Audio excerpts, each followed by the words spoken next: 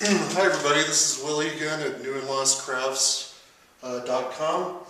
Wanted to show you something I've been messing with for a couple months now and kind of the evolution of it.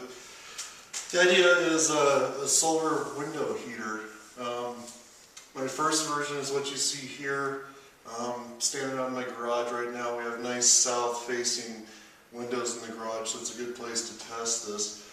Let me just take this down and give you an idea. This one was actually made out of beer cans that I saved up over time.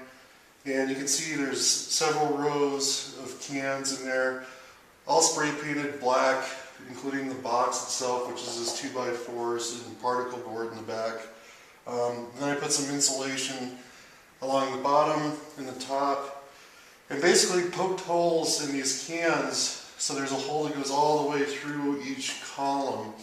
Kind of helps slow the air down a little bit, let it heat up from this exposure to the sun, and then the box insulates it. So the idea is the cold air comes in the bottom, rises through the cans as it's heated, and exits out the top. This design did work. I think for it to be real impressive, it'd have to be much bigger scale. So I'll show you my other evidence. Okay, we're back inside the house, looking at revision 2.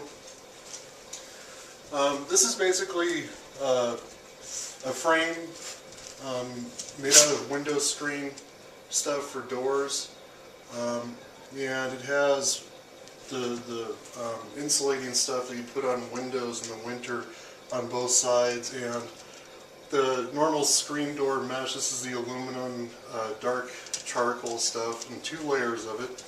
Again, the idea being the colder air down lower enters in and goes into the chamber, gets warmed up by the sun and rises and comes out the top. The thing I really like about this design is you don't lose your visibility through the window. I like it. But then let's move on. Okay, what you see here is Rev 3. Slightly different design in the passive heater, and it's actually not passive anymore. It started out as a passive system, much like the one in the garage, but this unit is made out of aluminum flashing. You can see the holes in the bottom where the cooler air goes in, gets warmed up in the chamber. And the chamber in this case is lined with some stuff called cinefoil. It's basically a charcoal black aluminum foil that's real effective in capturing the light. And you can see the difference here, and what I'm mostly proud of with this guy is I have an actual 5-watt solar panel in this window that is collecting and converting the sun's energy into 12 volts. And that 12 volts cruises over here and runs a small fan. This is a fan that I got off of a computer, and actually forces air through this system. It's amazing how much heat this thing puts out. I'll get a close-up of the fan here in a second and show you, but it's cruising. You can feel the heat coming off of it.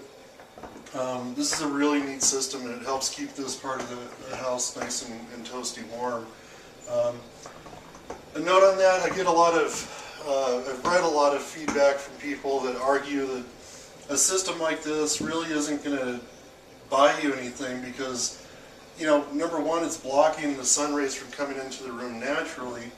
But my argument to that is that, you know, if the sun was just coming in here, it's warming the furniture and whatnot. That's true, you are getting some heat from that. But I guess I feel that this setup is just a lot more efficient at capturing that heat and transferring it. And the fan and the solar power behind it is nice because it turns on when the sun's out. And here in Colorado we get an awful lot of days where it's nice and sunny, but it's really cold, especially at 9,000 feet. Alright, thanks for watching. Again, Willie at newandlostcrafts.com. If you have any advice or want me to answer any questions, I'd be happy to. Just give me a post. Thanks. Wanted to get a close-up of this fan just spinning away. It's really neat. Stop it with my finger here. It just takes right off.